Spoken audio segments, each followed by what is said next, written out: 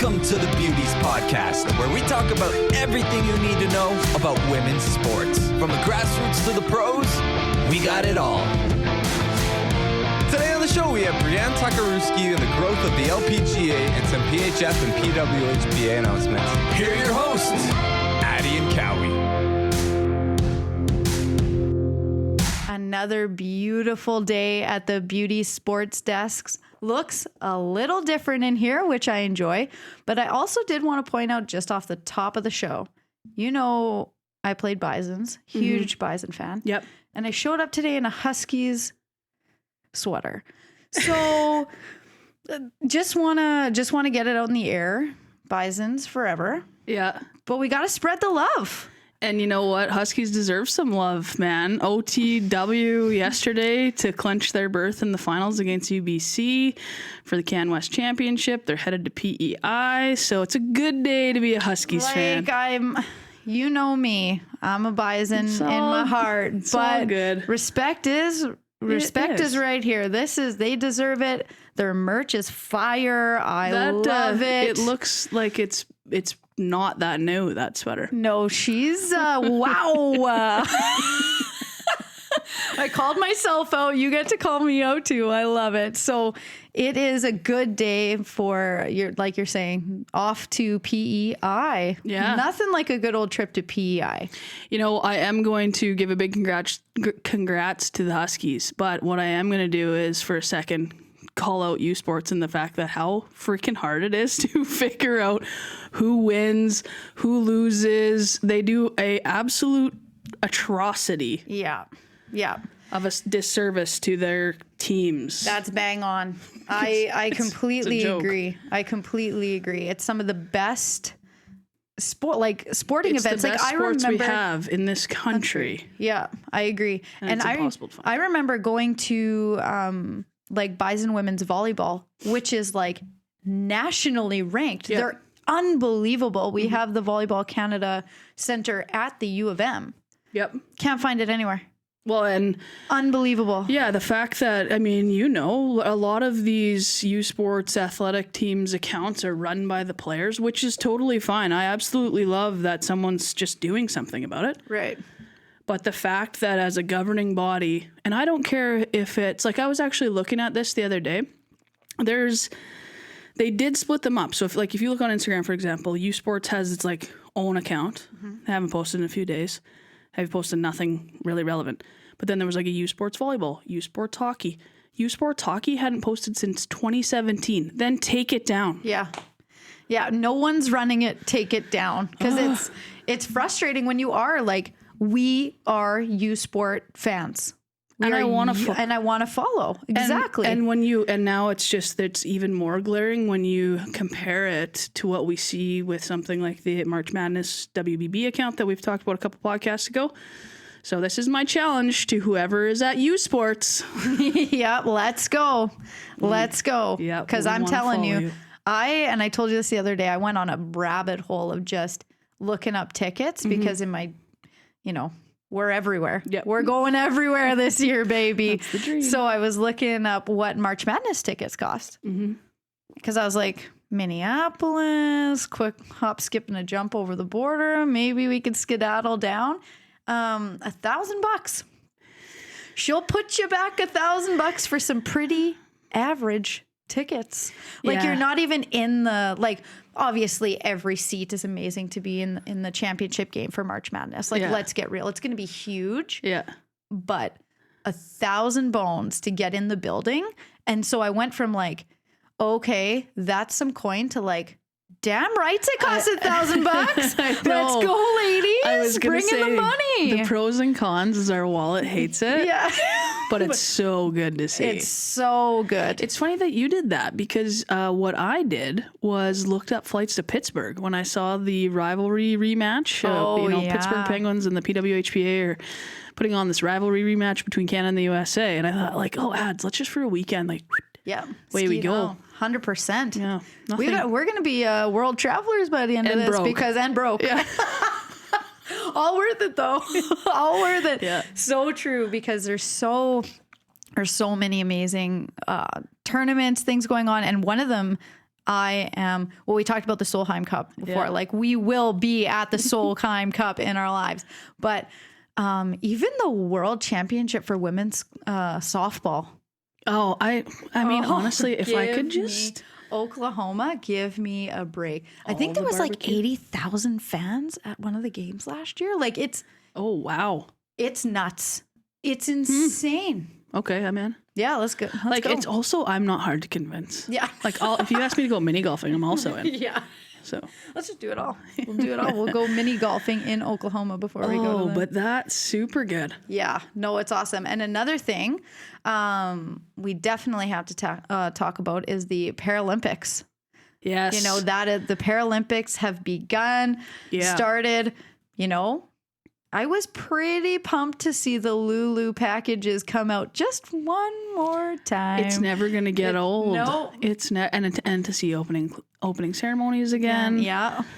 Just to see the excitement of athletes. Like, I enjoy it. I do think it's undercovered, I'll be quite honest. Actually, CBC does a fairly decent job.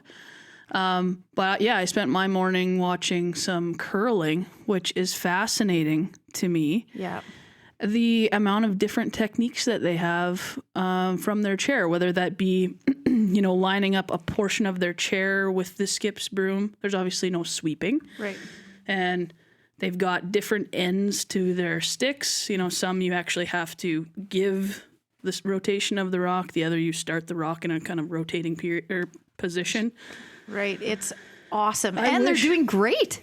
Super good. They're doing unreal. Super good. Yeah, one of the guys on the curling team is from Crystal City, Manitoba. Come on, the beautiful city of Crystal City. Lost his leg in a farming accident, which hits home for me. That's where I spend my work days, is in the ag industry. Wow. Do you know him? I don't know him. I just know story? just know who he is. Very cool. So we're already 6 medals deep. Canada showed up. Canada showed up to compete. So in alpine skiing, and it's kind of in the same realm of times. Like, it's still that weird time in the middle of the night. Yep. So you got to get up and, you know, watch it. I watched snowboarding this morning in that kind of second half that they cover it. And man, is that unbelievable to watch. It's so cool. It is. As well, you know, you think about it, it is a humbling experience to watch, because I think about it. I remember, you know, not that long ago watching the Olympics and thinking to myself, "Oh my God, there's no way I could do that." Yeah. And then the adaptability of these people to, like, absolutely crush and they're elite athletes. It's amazing to watch. And again, I say it, I wish we got to see it more than every 4 years. Yeah, that is very true. It's so incredibly impressive. And our women's biathlon competitor was the only person to hit 10 out of 10 targets. Oh, I love that. Oh, I was like, get it. I was so jacked. Because how hard that competition is in itself is incredible. And then to walk away and be able to sit back and be like, I'm the only one that hit 10 out of 10. Like, that's an incredible feat. That's an incredible feat. So yeah, it's the same watching times where it's kind of, you know, at night, 11 to 2, and then again in the morning. So make sure you're keeping your eye out for that, because our athletes, well, Canadian athletes, showed up to compete. It is awesome. Mm-hmm. And then another huge event, like literally back to back. We had Noxie on last week from the PWHPA. Yep. World Traveler, man. She's in Washington right now. And holy man, did that look like an incredible event. I love watching them on Instagram. I just live vicariously through them, because their life looks so much freaking better than mine. Did you see when they were riding scooters around Washington, D.C.? Just scooting around. You know, took the cages off their buckets and were on their scooters, and then looked like they stopped into a bar. And I thought, like, this should be my life, but I'm not good enough at hockey for that. We're just gonna have to do a broadcast everywhere we go. I know. We'll just broadcast our way around with scooters. I'll carry sticks at this point. Yeah, I'll do what it takes. Yeah, we could get wireless mics and scoot around and do an on the road. But they, like, that tournament, like, start to finish, they've got Washington tickets. They are doing clinics with young female players. Young, old, elite, not elite. They invest a lot of time while they're there. And we talk a lot about how that for us is so important. Like just the conversation with younger athletes about what's happening and what you're doing there and all these different components that go into it. I think it's brilliant. You know, Washington Capitals clearly gave them a tour of the whole shablam downstairs. They got tickets, they got everything. But my favorite part of the whole thing was the Washington spirit going and showing up and supporting and getting them all scarves, bringing the trophy. I loved it. I was through the roof over that. Same. I was watching they were on the broadcast in the first game on, what was that, Friday? Is it Sunday? Yeah, it was Friday. The Toronto and Boston game. Sonnet versus Bauer game. They were there, and Kelly O'Hara got onto the broadcast with whatever the lady's name was that was doing the color, and I loved the message that she gave. I go to Caps games all the time.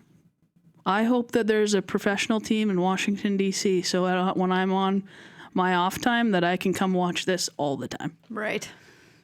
And we've said it, right? Use every opportunity you have to. It was women supporting women. I loved to see that. I thought, like, kudos to you, girl. And that's where that connection starts to build, like we see a lot in men's sports. Like with, you know, you see a lot of golf guys go and watch NHL games and they know each other and they're buddies and stuff like that. There is no reason why they shouldn't have that same type of camaraderie behind the scenes. Like, we're pro hockey players, you're pro soccer players. Like, let's do this together. Like, I thought it was brilliant bringing the NWSL trophy. It just exposes what they were able to accomplish this year to the entire hockey market because all of us are watching that, right? For sure.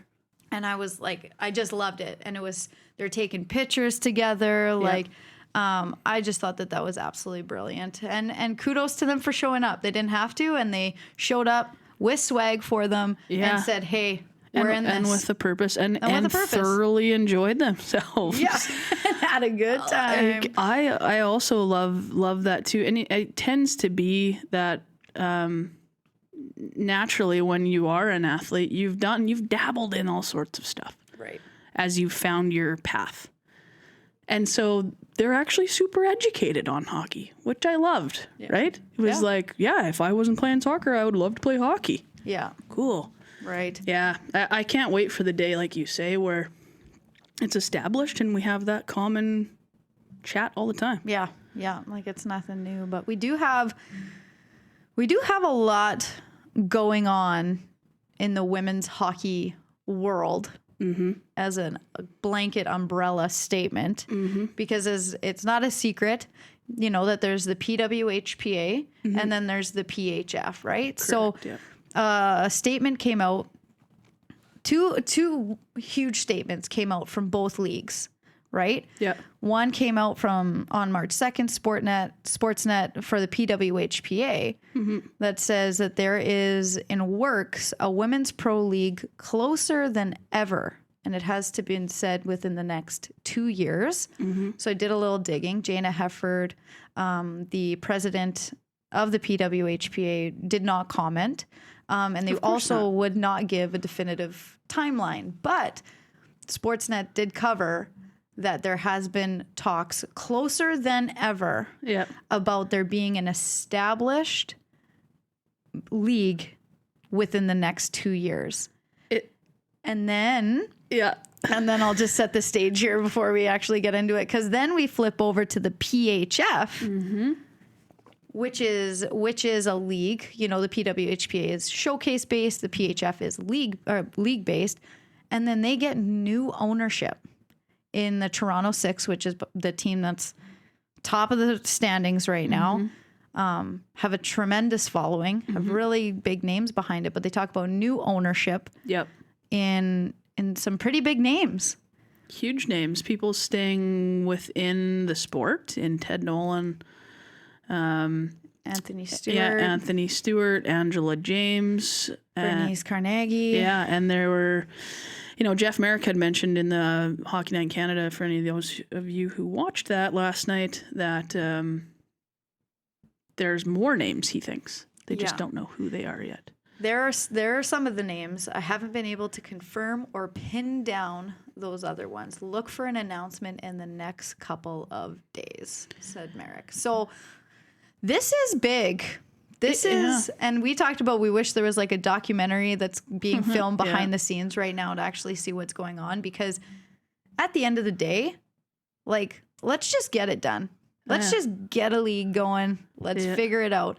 But it is interesting to me how they're both gas on the pedal, full throttle. On both sides, hammer down. Nobody's backing down even for a second. Yeah, it does leave a lot of questions. As a sports fan, it certainly does. Because there is neither one nor the other that I hope is any more successful than the other one. Right. I want, personally, my desire is for eventually one single viable, long-term, sustainable league. If in the interim of that there are two viable options, cool. The fact that we have dedicated women fighting for this in two very different ways, I don't think that we can ever say, like, there's more noise about hockey right now than there's ever been. Agreed. Very agreed. And you're right. If this is the steps that it needs to take to get the one league, then we just have to go through the steps. We just have to do it. But man, does it leave a lot of questions as to what is going on behind the scenes of this whole thing, because you got NHL guys essentially investing in the PHF, but on this side it looks like you've got the NHL organizations partnering with the PWHPA. So it's like, whoa, there's lot. There's so much to unpack there. There is a lot. That if you are into this stuff and you like breaking down this type of, topic and conversation and seeing where, I highly invest you put your time into learning more about the PHF and what they are doing, and the PWHPA and what they are doing. Because the more you learn about the two missions of these leagues, it's pretty impressive. Yeah. At the end of the day, they're all hockey fans. Everybody's hockey fans wanting the same thing. They're just taking two different routes to try to achieve it. Yeah, and the unfortunate part is that what's happening too, and we've talked about this last episode, keyboard warriors need to go away. If you don't actually know, don't talk about it. Oh, yeah. Yeah. I know, it sounds kind of blunt, but it's true. But what's happening too that we're seeing is that people are trying to pin the PHF against the PWHPA in ways. Right. And I don't know everyone on the ice in either of these, association or league, but I've got to believe in what you and I, our gut feel is as ex-hockey players, as talking to the likes of Noxie and knowing lots of people who still exist in these places, that there is no...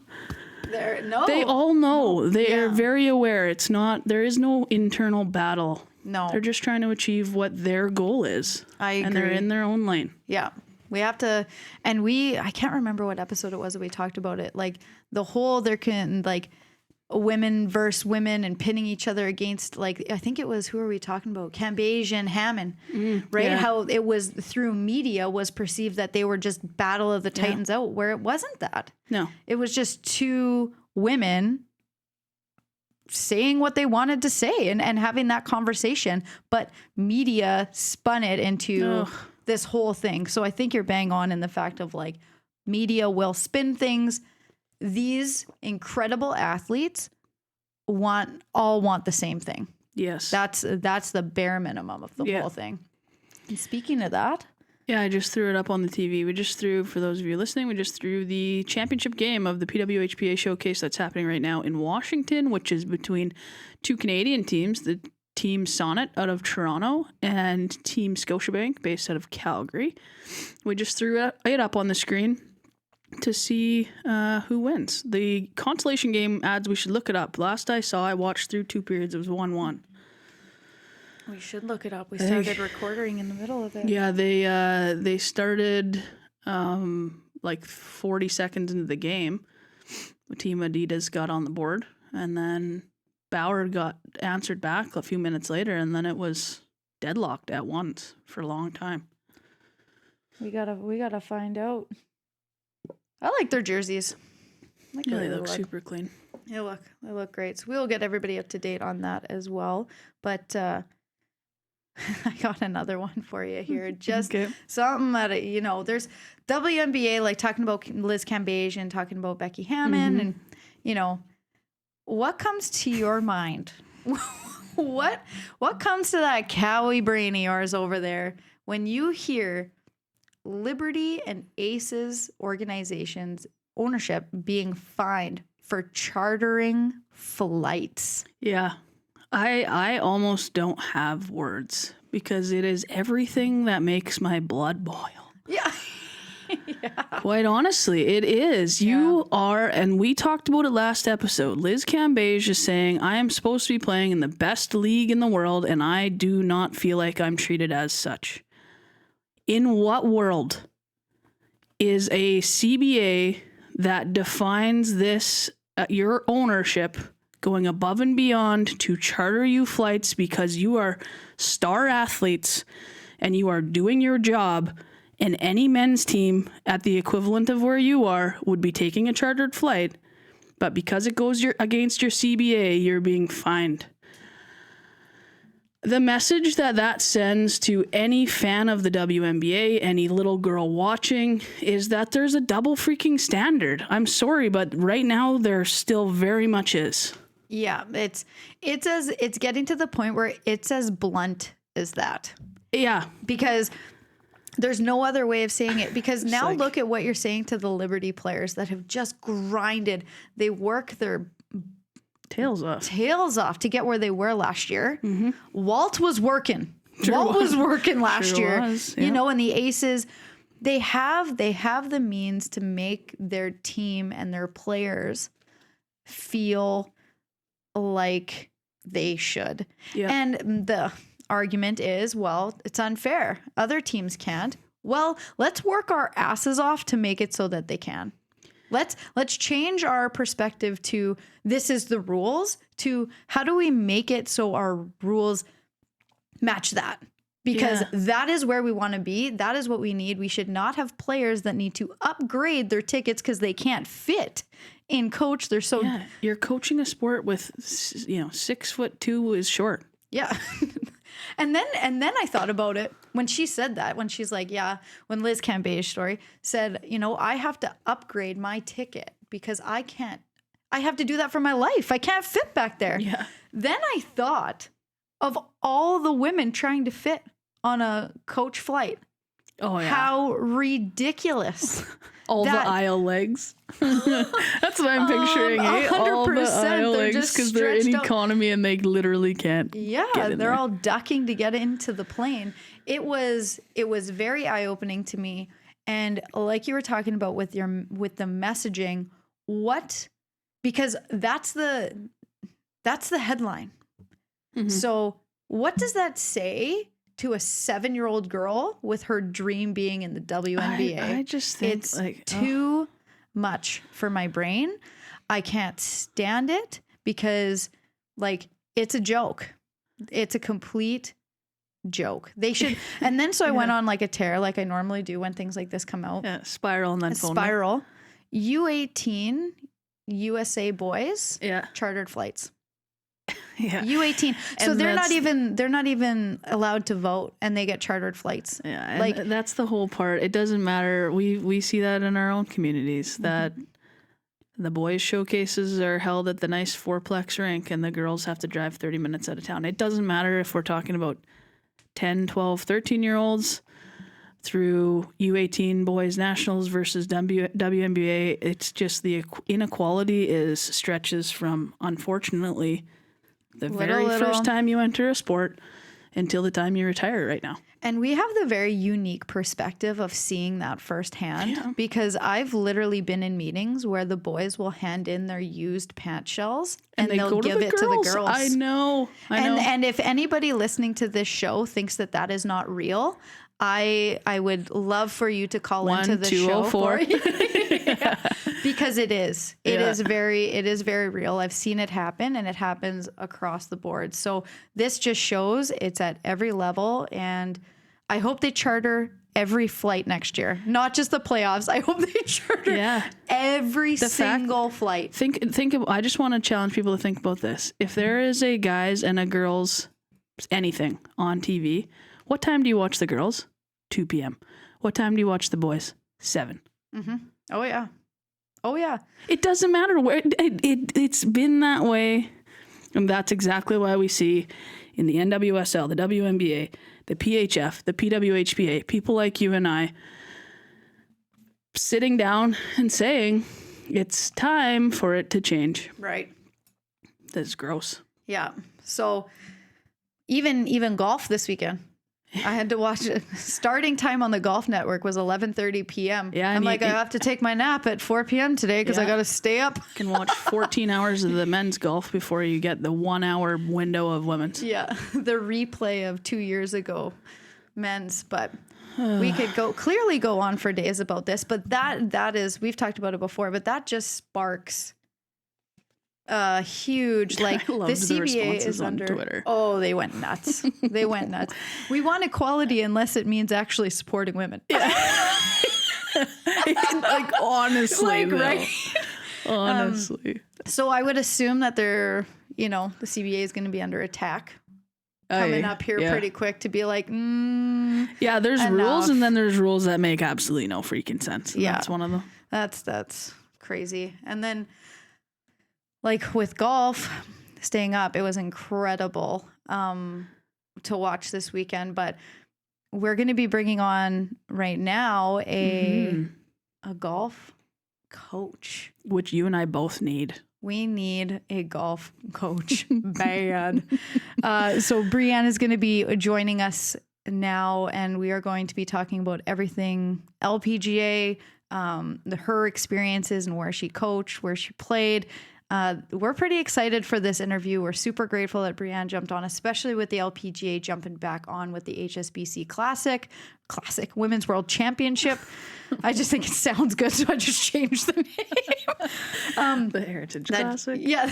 Sonnet scores. So we will be bringing on Bri-Ann right now for an interview. Yes. Hope you enjoy. We are excited to welcome to the Beauty Sports Desk, Bri-Ann Tokariwski. This is a resume, let me tell you. Bri-Ann competed in provincial, national, and international golf tournaments for 11 years, 3-time Manitoba Provincial Amateur Champion, 4-time Manitoba Match Play Champion, was a part of the provincial team for 10 years. Bri-Ann also graduated the University of Cumberland in Kentucky on a golf scholarship, was named Mid-South Conference Player of the Year in her senior year, and helped her team finish top 5 3 years in a row. She is currently Manitoba's provincial junior teams coach and just won the Mo Norman Apprentice Professional of the Year award. Holy man, Bri-Ann. You know your stuff about golf. How are you doing? I'm doing excellent. How about you two? Super good. Addie needs to have a rest after that mouthful. That is a very impressive resume. You know what I picture when Bri-Ann shows up with her resume? You know those old, it was before all of our times, those papers at the print machine at school that were attached with like the ribbon on the side, and she just drops it? Goes all the way to the floor? All the way to the bottom. Wow, is that... well, congratulations on your award, Bri-Ann. That's a pretty amazing feat. Thank you. It's been many years in the making, and it was really cool to be able to be named Mo Norman Apprentice Professional of the Year this past summer. Yeah, unbelievable. And so with us getting right back into the LPGA this weekend with the HSBC Women's World Championship, were you surprised Jin Young Ko came out on top? I am and I'm not. Like, she's recorded so many rounds in the 60s over the past couple of weeks that I was kind of expecting her to keep carding those amazing scores. Personally, being a Brooke fan, I was kind of hoping she would pull it out. We were too. But to have Jin Young Ko go out there and show what young athletes can do, it's absolutely incredible. Yeah, because when you think about what she's been able to accomplish, like 15 rounds under six in the 60s, 30 rounds below par, and 6 out of the last 10 majors, like that's unheard of almost, isn't it? Correct. That's a record that I think will be incredibly hard to compete with. Yeah. Oh, yeah. And like, so when we talk about, you're a Brooke Henderson fan, I think all of us Canadians have to be, right? Have to be. Yeah. We got to support her, right? But like players like Brooke Henderson and Danielle Kang have ended up in the top 10 in the last 3 tournaments. Like, what is it about them specifically that makes them so dominant week after week? I think a lot of it has to do with the support system that's around them, but all of them are also multi-sport athletes that have grown up in high-level sports, like Brooke, especially with her hockey growing up, has kind of given that mental edge that is so important in golf, because let's face it, most of the women on there, they typically hit it around the same, but it's really that mental and that short game edge that nudges people to the top a lot quicker than, say, some other people who only grew up playing one sport. Right. And when you talk about that, it's interesting because everyone's always talking about, how hard can they hit it off the tee? Like how many yards can they get it off the tee? And really when it comes down to it, it's kind of your approach shots and the short game, is it not? In my opinion, there's 3 things that you really got to look at. It's, can you set up a hole correctly off the tee? So it's not necessarily how far you can hit it, which distance definitely helps with what club you're going to come in with, but can you keep it in play and put it into a spot that you can get it close to the hole and make that birdie when you need it to? Yeah, that's said like a coach right there. I was going to say, you instantly sound like a pro, sound like a coach. I think, like, what's that saying, Bri? Drive for show, putt for dough. Exactly. And I'm like that. My putting game is awful. It's quite embarrassing, honestly. But when you hear her talk so eloquently about it, right? You're thinking about setting yourself up to putt, and I'm thinking about not shanking it in the bush. Yeah.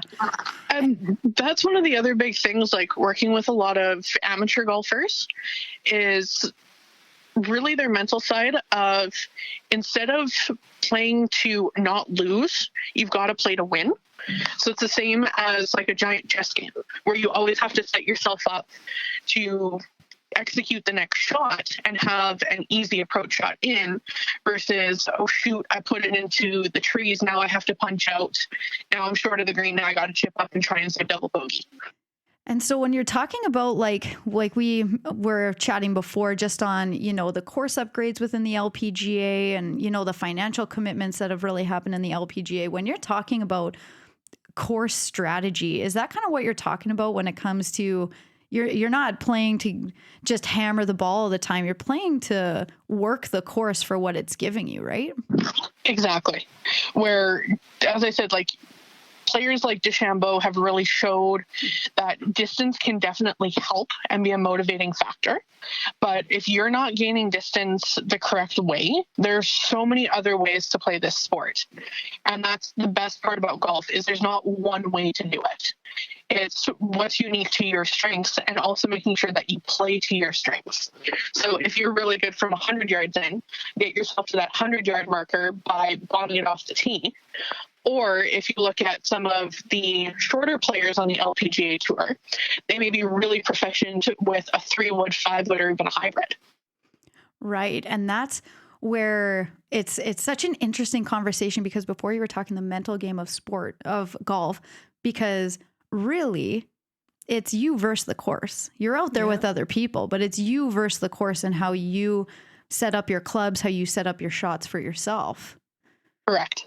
And so when you're working with athletes, like how much does that kind of come into play when you're, because you're obviously teaching swing techniques, tempo, all those different things. Like, Do you kind of break it out like a coach as in like two different segments, or do you kind of work them together? It really depends on who I'm working with, but with more of my top athletes, I kind of separate what is a teaching moment and what is a coaching moment. Where teaching is more technique based. So where do your hands have to be at the top of the swing? What does your transition look like? Versus coaching, it's how do you get the ball around the course and essentially into the hole. So it's no different than looking at like people like Jim Furyk, Two Glove Tommy Gainey, who have unconventional swings, but they know how to get it around the course. So it's making sure that athletes play within themselves and play to their strengths instead of trying to play somebody else's game. Yeah, Bri, I think you're obviously have an incredible amount of knowledge and understanding and experience in this game. It's evident. You talk about it, in a way that everyone would understand that. But want to give you an opportunity. I think it's important for people who listen to us to understand your personal journey a little bit. Where you came from, that progression of, I'm assuming like Addie and I, falling in love with a game when you're a young kid, and then chasing that dream and where it took you. But shine a little light for our listeners, if they're young golfers today, what that kind of journey looks like from being a young kid through university and even beyond that. So my journey started off when I was about 3-4 years old. I still am very much a daddy's girl. So wherever my dad went, I had to go with him. So him and his brother used to golf every Saturday, Sunday. Okay. And Dad cut down an old 5-iron because back in the day, they didn't really have junior clubs available. He would plop me in the middle of the fairway, and him and his brother would play out the hole. And there's little Bri just smacking it down, trying to stay in the middle of the fairway. And once I got to the green, they would pick me up in the cart, and away we go to the next hole. Right on. So I really got to love the game because I got to play with my dad and with my family. For sure. And then at the age of 8, Dad started to take lessons from Derek Ingram over at Golf Central. And I'm like, well, if Dad's taking lessons, Bri has to take lessons. So I ended up joining one of their groups there and completely fell in love with the sport. And ended up going for lessons with Derek Ingram and Dave McMillan at Golf Central every Saturday. And once I hit the age of 14, I'm like, I think I'd like to start to compete. Like I was a multi-sport athlete, and I am beyond uber competitive. So I'm like, right on. Welcome to the club. We're with you. Yeah. Like let's try this competitive thing. So went into the provincial junior bantam championship. And somehow it went 92-79, where it was one of those where everything went right that round. I think I chipped in 4 times. Wow. And I got bit by the competitive bug. And at the age of 15, went to my first national championship and competed all the way through in the juniors and then in the women's as well. And when I had the opportunity to go away, I actually did my first year at the University of Manitoba, played for the Bison's team. And after that, I ended up down at UC, University of the Cumberlands, in a little town of Williamsburg, Kentucky. Yeah, right on. Very much a sports school, which was pretty awesome. Yeah. Had one of the most amazing times down there, to the point where it kind of showed me how strong I could be as an athlete, because you don't really know how strong you are until you're like thrown into different situations. For sure. And being an only child and like being super close with my parents, it was, I'm either going to sink or I'm going to swim. Yeah. And I definitely decided I'm going to swim. So ended up competing for 3 years for there and had one of the greatest experiences, and ended up graduating with a communication degree. When I came back home, I originally had a communication internship lined up, and I started to play in some of our local events at Elmhurst where I was a member. Mm-hmm. And our then associate pro, Ivan Koop, we were playing in a competition called the Ham and Egger, which was a 2-person best ball. Sounds like my kind of tournament. I love that. on hole 18, I ended up holing it from the middle of the fairway, and I'll never forget this. He turns to me and he goes, "Do you want a job here?"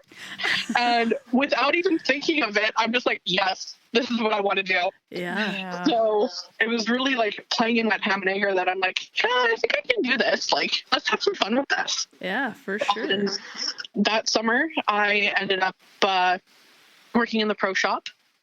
And then 2 years later, joined the association, or the PGA of Canada. Yeah.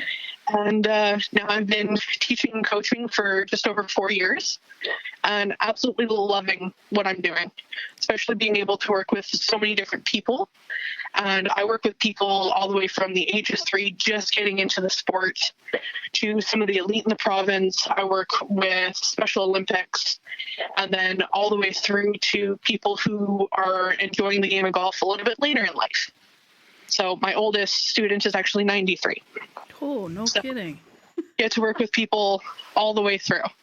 Amazing. You should have a lesson with your 3-year-old and your 93-year-old at the same time and see how cool that experience that would be. That's unbelievable. That is amazing. That's one of the best parts about golf, though. It is. Right? Because exactly. Right? You're not putting skates on at 93. Yeah. I mean, most aren't.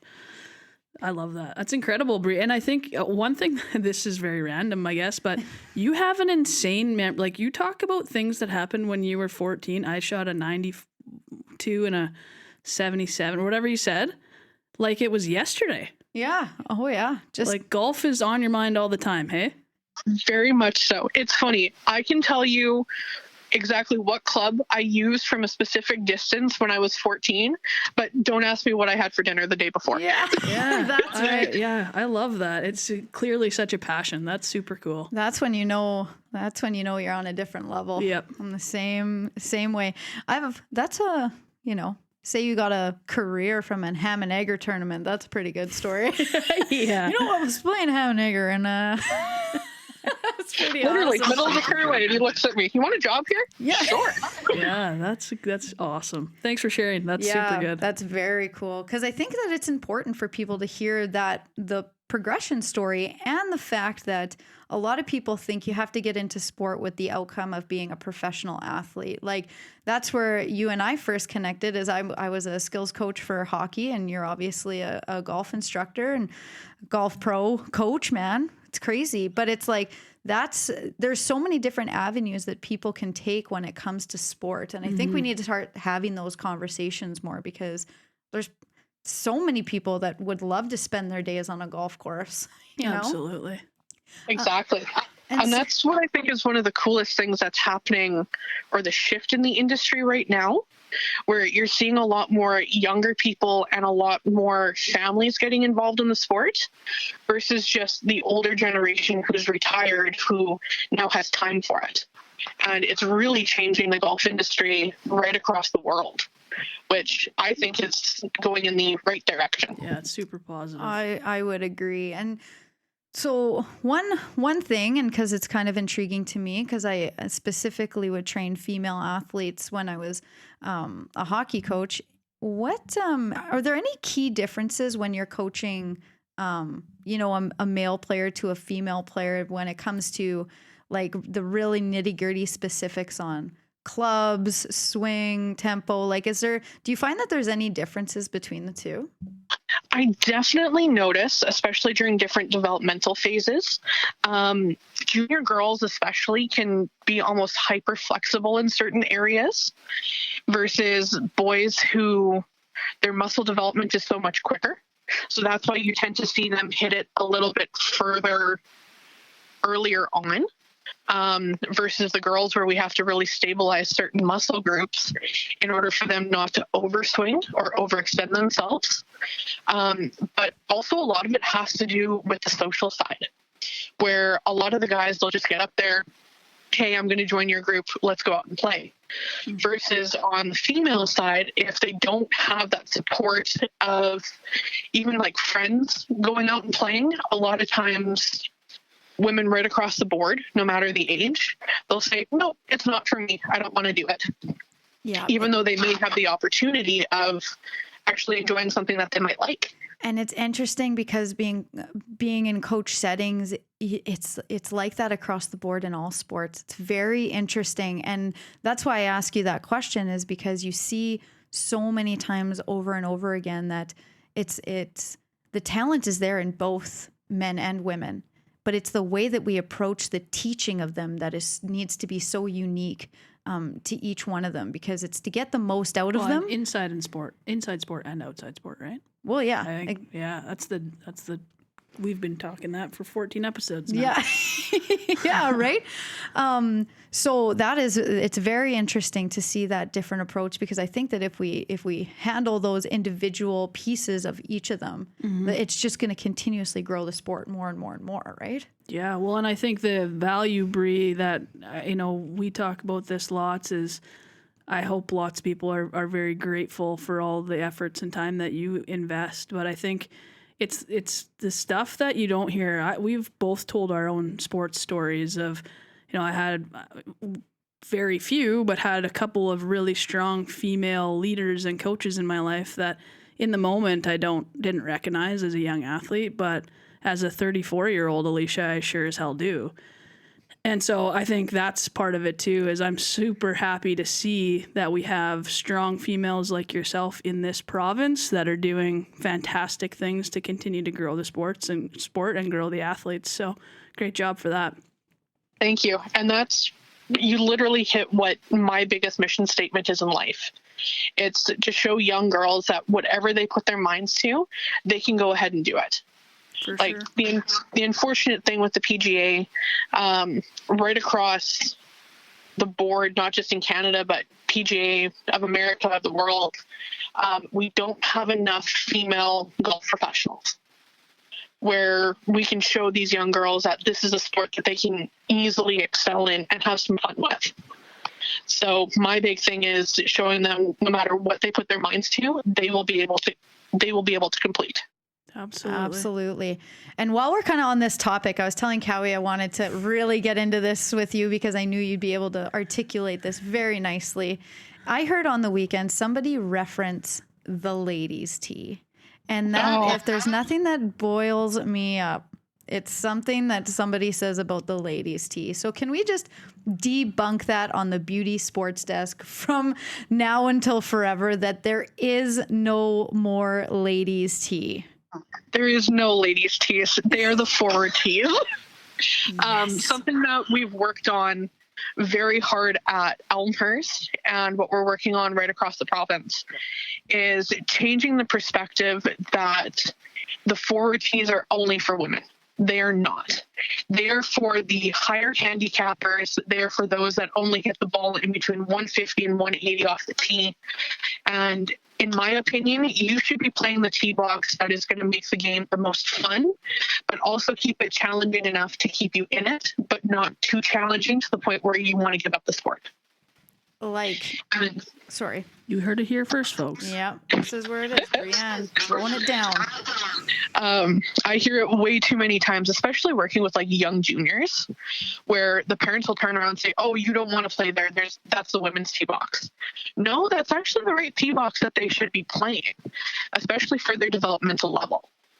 And there's a lot of guys who they'll go back and play the tips. And it's like, "Oh, honey, you can only hit it 200 yards. This is not going to be a fun round of golf for you." Right. And it's just amazing to me how that has just become a thing, because even in sponsorship golf tournaments that I go where no one is taking it serious and there is still the perception of, don't worry, ladies, I'll drive you to the ladies' tee after I'm done back here. And I'm just like, some of the best women golfers I've ever played with were at that tournament, and they almost weren't allowed to tee off anywhere else. So I just want to debunk that. I knew that you would put it so eloquent, and it drives me bananas. Very much so. The thing that I love is there's a bit of a shift going on in the States, which means we'll see that shift here in Canada in about 3-4 years, where they're actually changing their systems in terms of tee boxes, where they're going to things like the long leaf system, where it's all based off of how far can you carry your tee shot will depend on which team ground you play from. And there's like 8 or 10 different options. And what it does is it makes the game a lot more fun. Wow. Addie and I are eyebrow raising right now. Yeah, that's Golf just got amazing. way more technical than we know how to go. Yeah, that's amazing. And I love how you recognize that we'll get it. We'll get it in 3 to 4 years. Because that is definitely how the world of sports works. But yeah, no, I needed to get that off my chest. So thank you for that. I know that's one of my biggest pet peeves as well. Oh, it's crazy. For sure. Hey, Bri, it really sounds like more people need to know how to find Bri. Addie and I will be finding you this summer and spending some time with you because I think we could really use a tune-up. But first and foremost, thank you very much for joining us both here and sharing your knowledge. Like we said off the top, we will definitely have you back for a longer discussion soon. But for anyone listening, young or old, male or female, doesn't matter. If they want to learn from one of this province's best, how do they find you, Bri? Best way to find me is actually via email. So it's Bri, B-R-I, at elmhurstcc.ca. Amazing. We will make sure to shove that into the notes of the show for everyone to be able to find as well. Awesome. I look forward to talking to lots of people. Yeah, awesome. Thank you so much for joining us today, Bri. It was an absolute pleasure. And once again, congrats on your amazing award. Yeah, thanks. Bri. Thank you. And thank you both for having me on the show. It was absolutely awesome. You bet. Bye. Thank you. Bye. Bri-Ann is some kind of unreal, isn't she? Well, I haven't seen her golf through the mic, obviously, but she sounds unreal, seems like a great person, and someone, like I mentioned before, we need golf lessons from. Yeah, she is incredibly knowledgeable. And with everything that happened this past weekend with the HSBC Women's World Championship, that just shows the level of talent that somebody like Jin Young Ko could like be in the top 10. Yeah. And then like gets into like this sense of like, no, I'm winning this. And just it was incredible to watch. dominates. Yeah, I told you it was late. Like it was very late at night on the TV. Yeah. And I was doing the like one eye open as I lied there and get through the front 9. She birdied 8 and 9. So it kind of piqued my interest. Yeah. And then she parred 10 and 11, bogeyed 13. So then I thought, okay, I can probably go to bed now. Mm-hmm. And then birdie. She birdied 5 of the last 6 holes of the tournament to come. Here's the part that really broke my heart, kind of, was in the sense that, how do you say her name? June Lee 6? Yeah, Lee 6. Yeah. Was leading for a long time and then just had an absolute collapse on the final hole. But then when you saw the trophy presentation for Jin Young Ko, and it was broke a LPGA record, 15 consecutive rounds below 60, in the 60s, 30 consecutive rounds below par. She's won 6 of the last 10 majors. She's ranked number 1 in the world. Of course she came back and won. Like, what was I thinking? We're all like surprised, and then it's like, you're right. Yeah, like, of course what? She did. What a resume. Oh. What? She made it look easy, too, which was... Yeah, that is 6 out of the last 10 majors. And when you think about who she's competing against in those majors, like... Yeah. You know, Olympic gold medalist Nelly Korda. You got Danielle Kang, who's been on an absolute tear. To start the season, for sure. Top 10 in all 3 tournaments, top 10. So Brooke Henderson played well. Yeah, Brooke. Man, her swing is something wild. She is just a powerhouse. I just, like, every time I watch them, I think about how bad I am at golf. They make it look effortless. Yeah. It's truly effortless for them. Yeah. And yeah, they're incredible. They're incredible. In so many ways, like I was saying, I love LPGA's Instagram when they do the slowdown of their tees because crushing balls. And it just is flawless. And then they look over at their caddy and you can see them like give the tilt, like, yeah, no, we're good. You know, like they do it with such ease and they're effortless. And So the purse for that one was 1.7 million. And so it was great to hear from Bri-Ann talk about, you know, the increase of what's coming in the LPGA financially, the financial commitment that's coming, as well as them upgrading the courses that the women are playing at. LPGA is definitely, I would say LPGA and tennis are the two most equally viewed sports between. I would agree.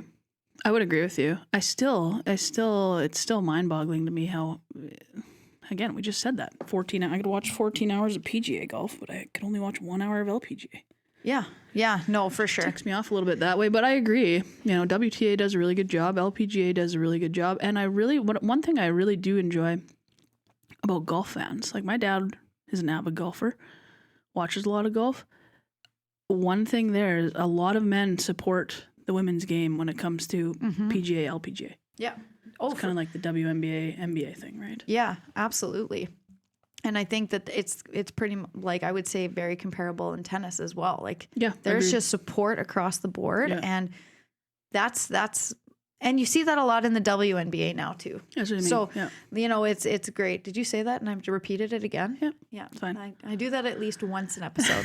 At least once an episode, I listen to what you say and then I just repeat it. It's fine. I don't call you out about it until Tuesday when it's released and I listen back. Yeah, and then you're like, oh, nice, thanks. I did say that and then you resaid that. I can't remember the last one I repeated, but it was word for word. You text me and then you're like, oh, and softball. And I was like, yeah. Oh, and softball. That's right. With just repeating, just love what you're saying so much. But the one thing too for talking about like viewership and, you know, seeing a lot of is like we were talking before too about the NWSL Challenge Cup.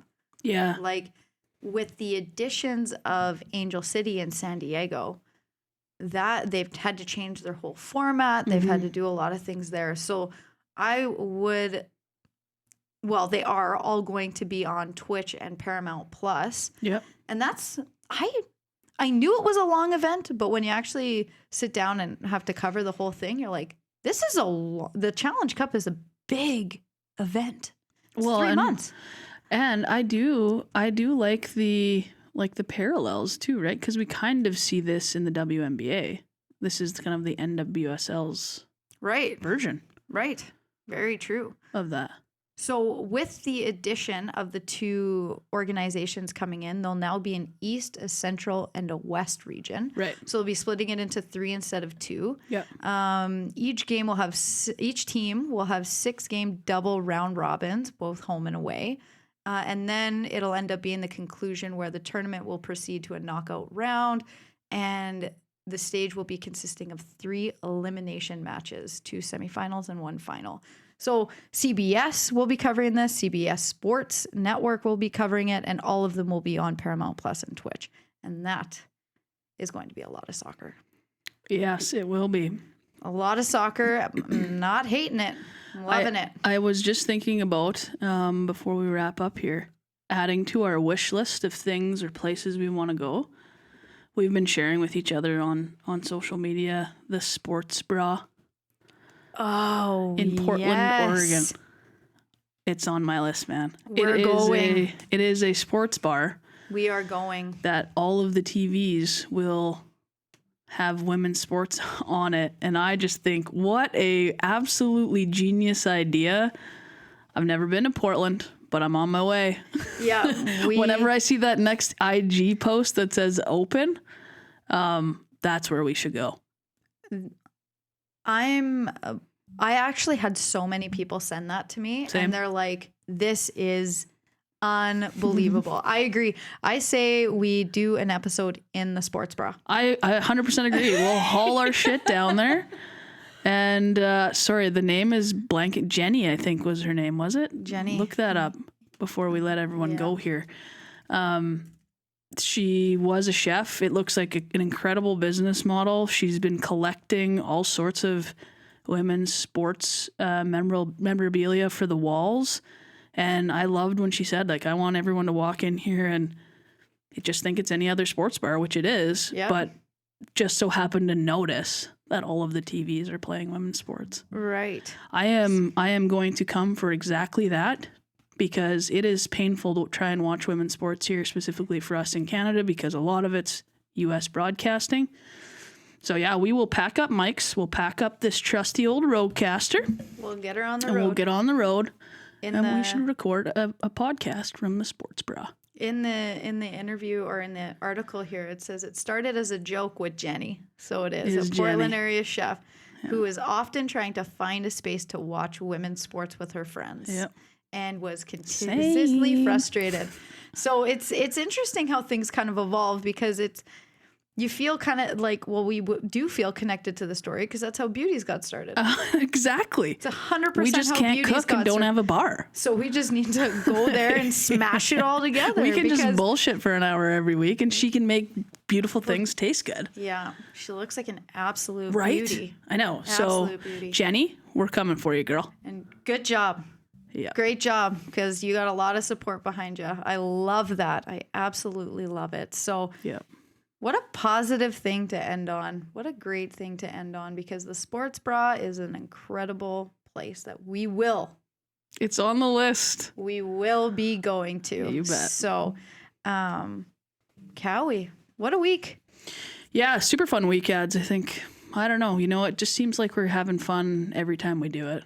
And the one thing I did want to say before Cowie's infamous final words is it's cool that every time that you and I step out of our homes, somebody is telling us about, different ways beauties can go and different ideas, and they think it's great and stuff like that. So I just want to say thank you to everybody.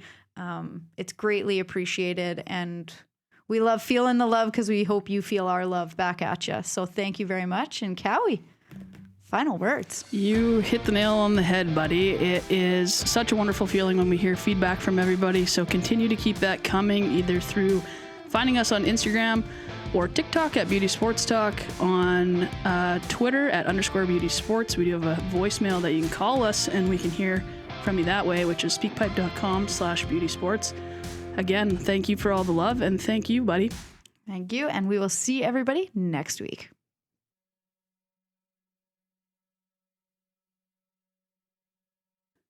Before we end today's show, we do want to take the time to recognize and send our love, support, thoughts, and prayers to the family, friends, countless teammates of Katie Meyer. Katie was a goalkeeper at Stanford, and was just about to graduate and is leaving a big hole within the entire sports community. So our thoughts and prayers to Katie Meyer's family.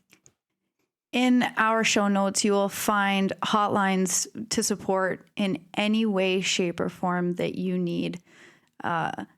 Sports is a place to reach out, find comfort in other people, and just make sure that you know that you are not alone.